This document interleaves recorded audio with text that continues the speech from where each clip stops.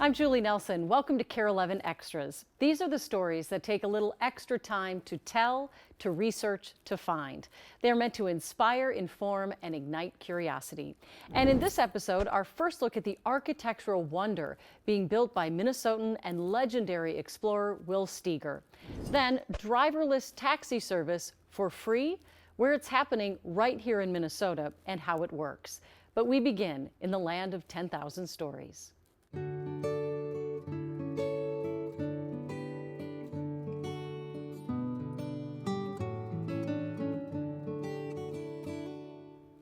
As the Olympic Village cleared out in Milan this past week, the end is also near for a different kind of village here at home. You'll see it is on a much smaller scale, but as Boyd Hooper reports, it's been serving as a nice reminder of just how sweet our own city can be. When your city feels stuck under clouds of gray, it's okay to give yourself a minute's grace to escape.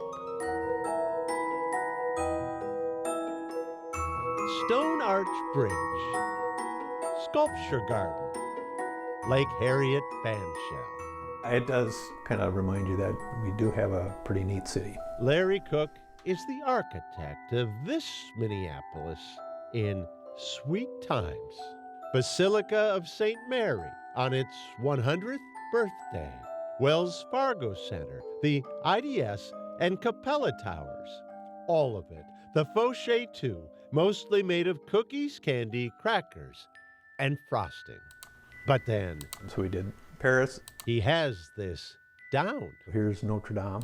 For 18 years, Larry's family, with help from neighbors, coworkers, and friends, Hogwarts. has spent weeks Gringotts. recreating in sugar winter cities. And then we did Rome one year. Their Rome This is the Pantheon. wasn't built in a day The Colosseum. either. And there's St. Peter's. I can't even begin to guess how many hours it takes now. Bags of frosting that we make each year, Frosting is Carrie Cook's about 40 pounds department. of frosting. Kind of the extent of what the kitchen looks like for about a week or two. That's my contribution this year. I did the little Mary Tyler Moore. Mary Tyler Moore and her house, of course. What do you do for a living? I'm an architect. An architect who now must face the fact this work wasn't built to last. But I pull all the lights and stuff out of it, and then we throw it away. So, as we approach the end of a toothache of a winter, take one last look. Then dream of less gray, more light, and lots I love Minneapolis. of love. Boyd Hooper, KARE 11 News. The Cooks haven't limited themselves to real cities. Over the years, the family has also given the sweet treatment to Hogwarts, Oz, and Bedford Falls. You can now watch full half-hour specials from Boyd's Land of 10,000 Stories right here on KARE 11 Plus. Just look under the News tab at the top. You can also watch every story from the beginning in 2004 by searching for the Land of 10,000 Stories, the complete collection on YouTube. Driverless cars, they may sound futuristic and fun, but will they ever see widespread use? Possibly. Take a look at what Chris Harapsky found in a small Minnesota town 3.5 hours north, where they are already a thing and have been for years. Myrna Peterson grew up with a big family in small-town Iowa, with a brother bound to a wheelchair. I was watching the Jetsons, and there was this autonomous car. And I said, hey, Dad, why don't we get one of those? I could take Leon to all the baseball games by myself. And at that time, he said, oh, honey, not in my lifetime or your lifetime are you ever going to see one of those vehicles. Flash forward 50 years, we have 9. They may not fly, but for Myrna, now in a wheelchair herself, these self-driving, accessible taxis are the future of public transportation. And her town, Grand Rapids, Minnesota, is the very first to get them. It's pretty sweet when people come from Tokyo here and say, whoa, this is really cool. It's like, yeah, it's what we do here. Tammy Meehan Russell came up with this idea at a self-driving conference in California. I really wanted to bring the tech and prove the demand for those who need it the most. She found a tech company and investors, including MnDOT. They just needed the right place to try it. I said, isn't Myrna Peterson in Grand Rapids? They happened to serve on a board together. So I called her. I said, Myrna, I've got this tech partner that we're looking at a place to deploy and do some research. What do you think? And the next day I had a meeting with the city administrator and the sheriff. In 2022, Go Marty was born.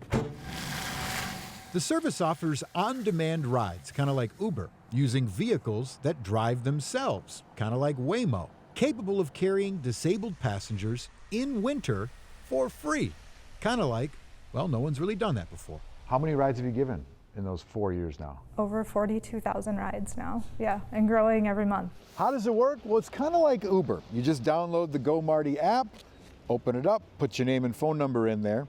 You tell it where you are right now and where you want to go. Instead of going address to address, Go Marty picks you up and drops you off at one of the 100 stops in town, advertised to be within a quarter mile of every address in Grand Rapids. It says finding you the perfect ride. Boom. Estimated arrival, 11 minutes.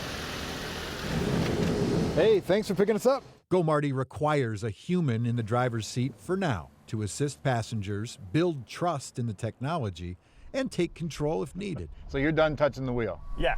It's now in full auto. Jesse Sontag with Michigan-based May Mobility showed us how their technology drives these vehicles. So right now, like if you count a second, 1,000 simulations have been run about what this car next to me right now is going to do. The vehicles are loaded with cameras, LiDAR, radar, and GPS to interpret everything around the car and make decisions. No one else is doing this. At least in cold weather. We've put enough miles on the vehicles to drive around the Earth 12 times, and that included the winter. And we learned how to behave on icy roads or how to behave when there's snowbanks encroaching on our lane. He says GPS allows the vehicles to see the lanes even if they're covered with snow. The system prioritizing slower speeds and plowed roads. That's kind of the mark of a good autonomous vehicle ride, is it's kind of boring. Boring? Maybe to some. Everyone's like, I wonder where they're going today, or I wonder where so-and-so is taking off to. Go Marty recently extended rides 25 miles outside Grand Rapids to Deer River and the Leech Lake Ojibwe Reservation. Uber doesn't come out to you? No, we don't know what Uber is on the reservation. Transportation is the #1 barrier for our people. So this was like so amazing. Is there like an element of like, take that, Twin Cities? Sort of, yeah. We get requests all the time.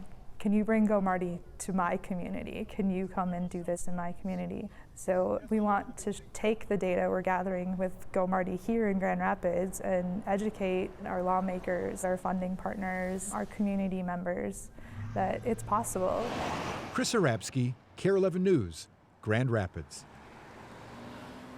Still ahead, Minnesota is known for its backyard rinks, but we check out a backyard luge garnering millions of views on social media.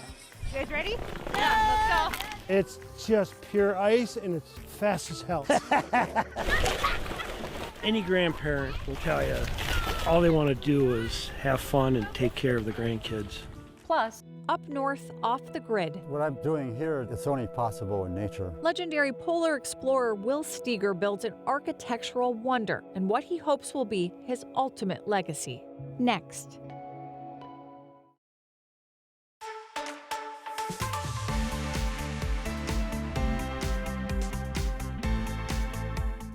Way up north, way off the grid, lies a one-of-a-kind architectural landmark set to open in a matter of months. It's being built by a well-known Minnesotan, legendary polar explorer Will Steger. He has pulled off a slew of firsts in his life, but this is what he hopes will be his legacy.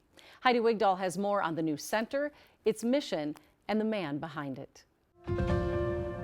Nature can paint a picture of what's possible. 12 miles from Canada, at the end of the road in Ely, Minnesota. It's in nature. Isn't this pretty? Will Steger Really touching. finds the answers. To me, life is about beauty. This is raw beauty all the time here. The beauty, bordered by the Boundary Waters, We're North Country here. brought Will to Ely at 19, where he built his first home. Woodworking is really peaceful, working with your hands. Will was not only self-taught, I never had formal instruction. but a self-starter. It all had to do with my parents. He grew up one of 10 kids with the freedom to explore. We had pretty much total freedom. As a young kid, I never saw boundaries. That's what made all the difference. Since his 20s, Will has lived here off the grid in the wilderness. 25 of those years without a road. Biggest compromise in my life was putting a road in. Never thought I'd see that, but I put the road in order to build the center here. The Steger Center sits next to Will's cabin, an architectural marvel, decades in the making. I've been building this since 1987. I wanted to build a center in the wilderness to bring national and world leaders. I thought that would make the biggest impact on my life. The goal is to bring leaders together to solve seemingly unsolvable problems. What I'm doing here, it's only possible in nature. You couldn't achieve that type of inspiration that you needed and togetherness within a group. It's all about a team. Will has worked in teams his whole life, most notably The pole had never been done unsupported, as a polar explorer, and everybody said it was impossible. I really realized I could do that. but not alone. In March of 1986, an 8-member team set out on what would become a 56-day journey to the North Pole. We had 5 sleds. Each sled carried 1,700 pounds of food, and we left at 72 below zero. I mean, it was just like brutal. Ice ridges, 30, 40 feet high that we had to chop. It was no certainty until the moment we got there, and even then we didn't know if we had made it. It was kind of doing almost the impossible. On May 1st, the 1986 Steger International Polar Expedition made history as the first unsupported expedition to the North Pole. I also knew that the world would open up to me if I made the pole, and it did. What followed was a slew of more firsts. But behind every expedition was a purpose and a platform. In 89 to 90, Will led the first dog sled traverse of Antarctica. 6 people, 6 different countries, one goal of preserving Antarctica from mineral exploration. That drew world attention, and the leaders changed their opinion. Through a 2-year project, it was reversed, and Antarctica now is preserved. Diversity is your power. Strong opposing viewpoints around a common goal. It has to be facilitated. Facilitation is key. That's the foundation of the center. But my ultimate legacy is the Steger Center. While in a tent in Antarctica, Will designed the center. That was the drawing I made. Going from an idea to a reality. I spent about $250,000 a year for 30 years on this place. There were years I couldn't walk in there. It was just like, wow, there's so much to do. But now it's nearly finished. Electricity here is all solar, off the grid, period. 100% of their own energy will power every floor. 5th floor, yeah. Offering a new view. Romeo and Juliet deck. You cannot do this without a quiet mind, and that's what the wilderness is about. The quiet mind, the explorer's mindset, and collective wisdom, the center's 3 core principles. Because of this divisive world, it's almost a collective nervousness. People are out of touch and really struggling to try to find the solutions. It's his hope. It's found in the wilderness. I'm always in it for the long run. I've seen faith and effort and the impossible, and I've actually seen it happen. During the pandemic, Will donated the land, all the buildings, everything to the nonprofit. Because of that, they are now able to fundraise for capital to finish the campus. They are currently raising funds for Phase 1, which will help them complete the commercial kitchen and also a building that will include 12 bedrooms. They had their first leadership retreat at the center last year and have 4 groups coming this year, starting in August.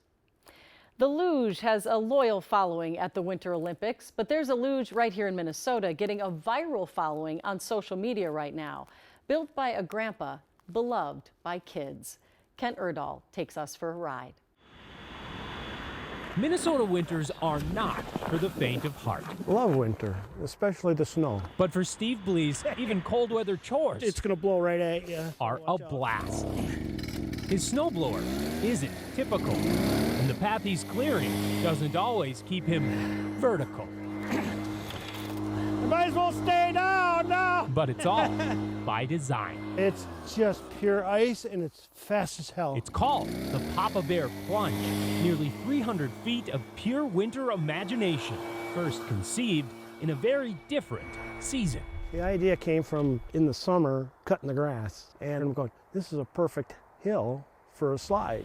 And once the perfect conditions arrive, he gets to work. I start by taking an ATV with a snowplow. He admits building, maintaining, and even testing this luge Form the edges. can get a little labor intensive. That's more than a little. I think I probably got over 100 hours in it this year. But stick around after hours and Papa Bear's little cubs will show and tell you. He works very hard. Every second is appreciated. I'm just very grateful to have a grandpa who does this, and I really love it. It's really fun. Hi, Cammy. Steve grants unlimited access and high fives to his 8 grandkids. This is the best part. There's nothing better.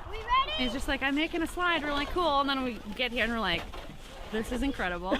His 3 daughters, turned mama bears, were so impressed by the first slide 3 years ago that they shared it with the world. I thought this was something that could provoke joy and warm people's hearts. Nicole Warner's hunch was correct. I just uploaded it and it went crazy. Her 2022 TikToks were featured on news channels nationwide.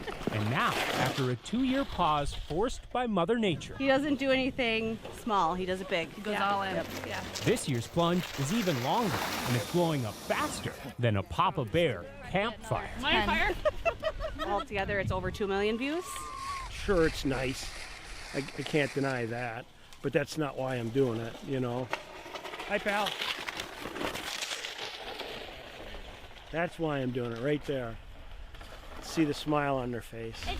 To be clear, it's not just the grandkids who are smiling. I think it makes you feel like a kid again. There you go. The adults have fun too. Papa Bear himself is a testament to that. Any grandparent will tell you all they want to do is have fun and take care of the grandkids.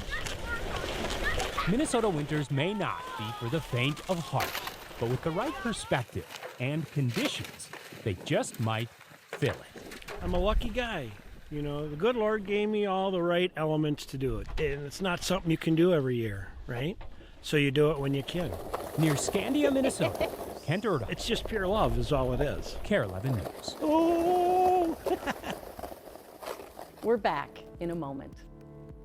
When does a Twin Cities OBGYN visit become sexual harassment? And that's when I went, oh Lord, this is not right. KARE 11 investigates next.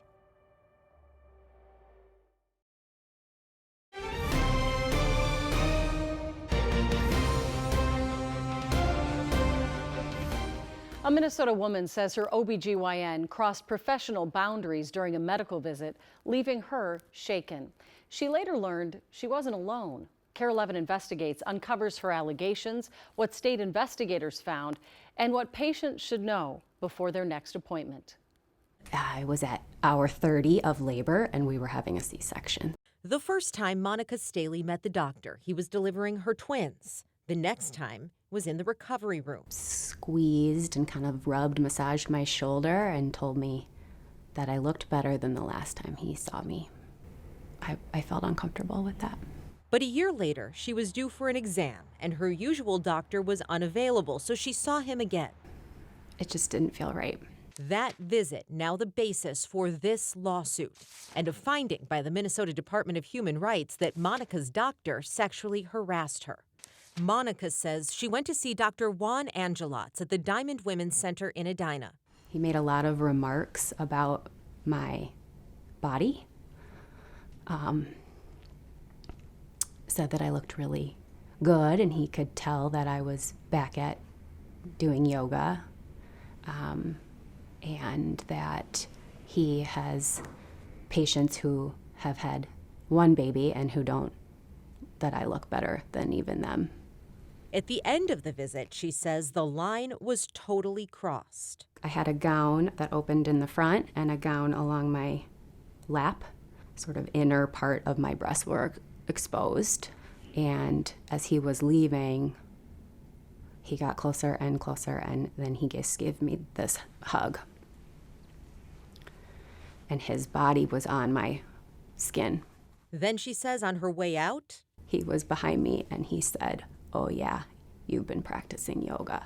Monica went to her car and started crying. Later that night, she posted her experience on a private Facebook page for moms with twins, not naming the doctor or clinic, but saying it felt icky and still does, and asking, "Am I overreacting?" And I got 6 messages from women specifically naming this doctor and telling me, asking if it was him and sharing with me experiences that they had. And that's when I went, oh Lord, this is something. This is not right. This is not okay. And I prayed and I prayed and I knew that I had to tell someone. So she filed complaints with the Board of Medicine and the Minnesota Department of Human Rights. According to this report, the medical board dismissed its case after Diamond Women's Center internal investigation concluded the doctor did not engage in any misconduct. But Human Rights did an independent investigation and found even more complaints.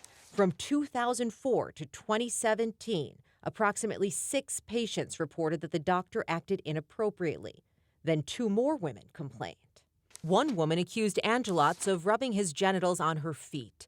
Others said he commented on their bodies. And another said, "I don't like the way he touches me." I think the pattern speaks volumes and speaks for itself. Attorney Jeff Storms represents Monica. It's not one woman who's made this complaint, but it is one woman who's decided enough is enough. It's important to note, Dr. Angelots denies all of this. We reached out to him and his attorneys for comment, but got no response. In a court filing, though, Angelots states he engaged in no wrongdoing. The American College of Obstetricians and Gynecologists cautions doctors not to make sexual comments about a patient's body, to only hug after ensuring patients are open to such contact, and recommends a chaperone be present for all breast, genital, and rectal examinations.